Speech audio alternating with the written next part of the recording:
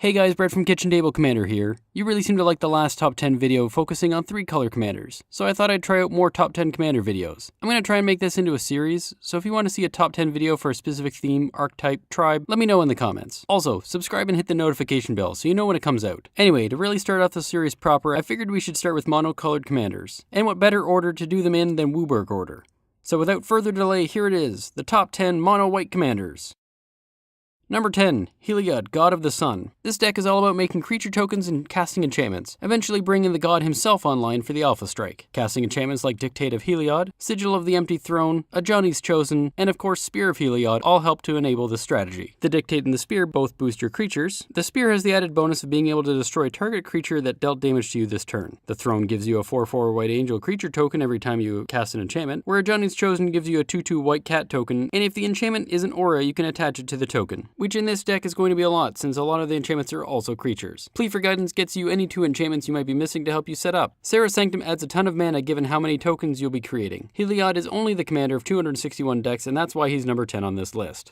Number 9. Elesh Norn, Grand Cenobite. This deck also focuses on token generation, but with the obvious strategy of buffing the crap out of them. Elesh Norn herself gives all your creatures +2/+2 and reduces your opponent's creatures by -2/-2. So it makes sense to include cards like Krovax, Ascendant Hero, and Dictate of Heliod. What good are buffs if you don't have anything to buff? That's why this deck also runs Secure the Wastes, White Sun Zenith, Hero of Bladehold, and Elspeth Sun's Champion. Elspeth also gives you added buffs once you've built a big enough board state to ultimate her effectively. Oh, and how do you make sure your board stays big?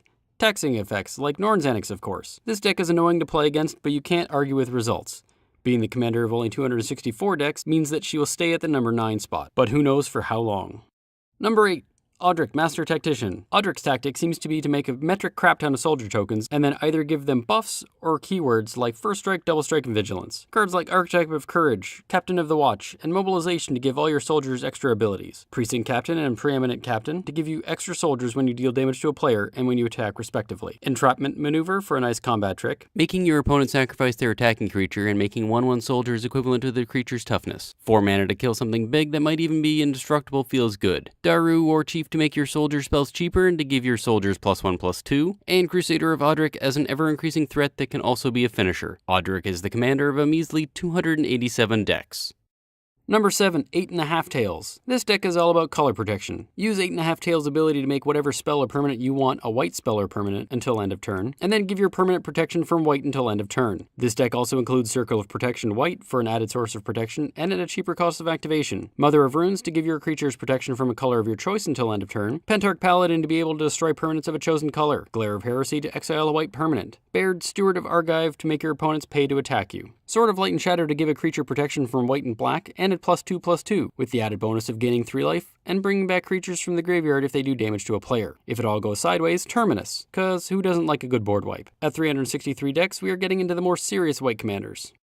Number 6, G.Darien, King of Kjeldor. The strategy for this deck seems very counterintuitive at first. Let yourself get hit to make a billion 1/1 soldier tokens. Don't worry, with cards like Soul Warden and Suture Priest, you'll be getting it all back. Cards like Captain of the Watch, Knight Captain of Eos, and Anointed Procession to make so many tokens people might start thinking you're a Tristani deck. Catapult Master to put all your soldier tokens to good use by exiling your opponent's creatures. And finally, Field Marshal to give all your soldiers +1/+1 and First Strike. Seems like a decent strategy now, doesn't it? Make so many tokens you have to get a calculator and then swing for lethal. With 459 decks, G.Darien is good, but he's nowhere near the top. Number 5, Nahiri the Lithomancer, the only planeswalker on this list. She's obviously focused on equipment given that all of her abilities deal with equipment in some way. Her +2 gives you a blocker that you can equip with anything you want for free. Her -2 lets you put any equipment from your hand or graveyard onto the battlefield. And her ultimate, -10, gives you an equipment named Stoneforge Blade, which is indestructible that gives whatever creature you attach it to +5/+5 and double strike. Oh, and it equips for 0. Want to take advantage of the -2? No problem. Steel Shaper's Gift lets you find any equipment you might need and put it in your hand. If you can do damage to a player with Relic Seeker, it has the same effect. Obviously, Stoneforge Mystic is in this deck because, well, another equipment tutor is always helpful, and you will be thankful for another way to put an equipment onto the battlefield for cheap. Kemba, Kha Regent will make a ton of 2/2 cat tokens if you suit her up with a bunch of equipment. Speaking of equipment, this deck typically includes Loxodon Warhammer, Hammer of Nazan, Skull Clamp, and Batterskull. Nahiri may be number 5 on this list, but we're still only talking 515 decks. Number 4, Odric Lunarch Marshal. So Odric has learned a few new tricks since his appearance at number 8. He's been studying hard at Keyword University and found a way to make all your creatures share abilities. This deck uses creatures with as many keywords as they can comfortably hold. Creatures like Aerial Responder to give creatures flying, vigilance, and lifelink. Angelic Overseer to give things flying, and if you control a human, it gives all your creatures hexproof and indestructible. Zetopal Primal Dawn to give all your creatures flying, double strike, vigilance, trample, and indestructible. This deck also includes equipment that can give your creatures abilities as well. Cards like Sword of Vengeance to give the equipped creature +2/+0, and then through association, all your creatures get First Strike, Vigilance, Trample, and Haste. Haunted Cloak to give all your creatures Vigilance, Trample, and Haste. With all his education, Odric now has 583 decks under his belt. Number 3, Avacyn Angel of Hope. This is an Angel Tribal Commander deck. You won't be surprised to find Wrath of God, Day of Judgment, Terminus, and Armageddon in this deck. Angel of Jubilation to give all your creatures +1/+1, and to stop your opponents from sacrificing creatures or paying life as part of the cost of a spell or ability, stopping a lot of black-based strategies. Archangel of Tithes to tax your opponents if they want to attack or block. Baneslayer Angel because,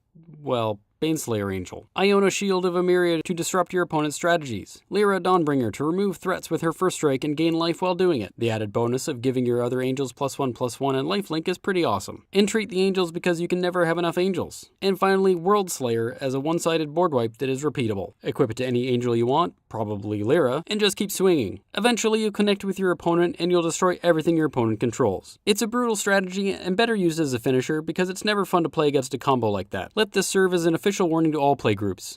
This is not fun, and if you play it, you are a terrible person and should feel bad about your life choices. Avacyn commands respect at 593 decks. Number 2, Kemba Kha Regent. Kemba is an actual crazy cat lady. She makes 2/2 cat tokens for each equipment you have attached to her. The strategy here is put all the equipment on her, make a buttload of cat tokens, and then alpha strike. Leonin Abunas to give all your artifacts hexproof so they can't stop your strategy. Leonin Shikari so you can equip at instant speed to respond to your opponent's shenanigans. Raksha Golden Cub to give your cats +2/+2 and double strike as long as it's equipped, which, let's be honest, it will be. Regal Caracal to make more cats when it enters and to buff your other cats with a +1/+1. What's that? Didn't you say it was an equipment deck, I hear you ask? Yes, I did say that. And how are you asking me that right now? I haven't even posted the video yet. Anyway, Argentum Armor to give equipped creature +6/+6 and destroy target permanent. Stoneforge Masterwork to give you +1/+1 for each cat you control. That's not going to be overkill. Yeah.